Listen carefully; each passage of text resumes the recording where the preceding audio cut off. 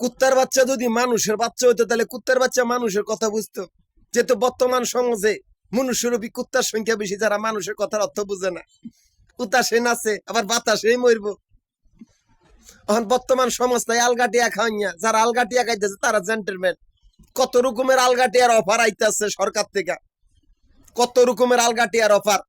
বিধবা ভাতা, প্রতিবন্ধী ভাতা, বয়স্ক ভাতা, আহারে বাতা রে বাতা, মুক্তিযোদ্ধার ভাতা, আবার রিলিফের টাকা। কি সুন্দর সরকার থেকে আলগা টেকার অফার।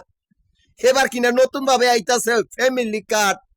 হেটিয়া গুলা খাইয়া মানুষটা আর হইতো না, ওই বয়সে জন্তু জানোয়ার আর হজাত বেজাত আটটা ফাটটা আলতু ফালতু। এটি মানুষ, এটি দেখতে উশৃঙ্খল জন্তু জানোয়ার। আমি চিল্লাইতাছি, এতদিন ধরে কেউ আমার কথা শুনে না। আমি ঢাকা, গাজীপুর, নারায়ণগঞ্জের 3টা জেলার সমিতির প্রধান। খেড়াই কার কথা শুনে? সবাই আলগাটিয়া খাইয়া নাচতেছে, অফারের মাধ্যমে খায়। আমার বাড়ির দেহ 10 নম্বর গোপাল ছাগলাইয়া থানার অধীনস্থ। সেই বাড়ির একটা কুত্তা, আলমগীরা কুত্তা, সে কিনা মুক্তিযোদ্ধা, সেও আলগাটিয়া খায়। এই মুক্তিযোদ্ধা কুত্তার বাচ্চা আবার কিনা হজ করে আইছে, বাপের আলগা সম্পত্তির মালিক।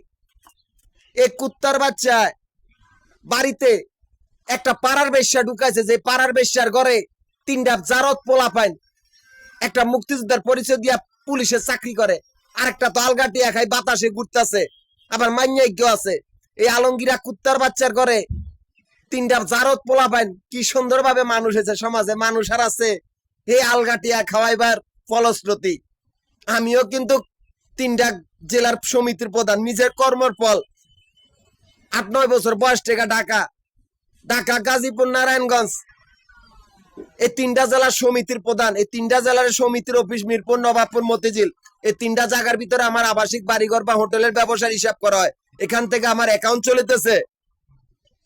অথচ সেই মাফিয়া গ্রুপের আলগাটিয়া খাইয়া কুত্তার বাচ্চাগুলার আস্তানা আমারই ক্যাশ কাউন্টার গুলার সামনে, আমারই গ্রুপের সদস্য গুলার খুনি, আমারই কাগজপত্র গুলা চুরি কইরা আমার এই সেদিকে আর যাইতে জন না যাই সেই জন্য আস্তানা করেছে। আমি ওই জায়গায় এই মাফিয়া কুত্তার বাচ্চাগুলো আমারই ক্যাশ কাউন্টার গুলার সামনে আস্তানা করছে, যাতে আমি সেদিকে না যাই।